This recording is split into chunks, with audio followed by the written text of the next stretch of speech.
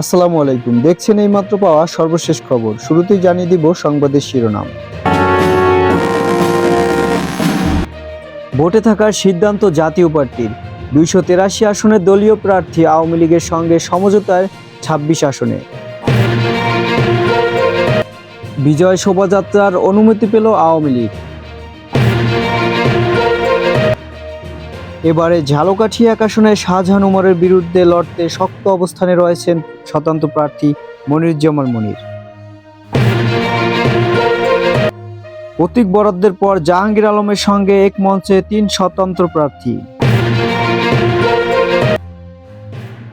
ভোটে সেনা মোতায়েনের নীতিগত অনুমোদন দিয়েছেন রাষ্ট্রপতি।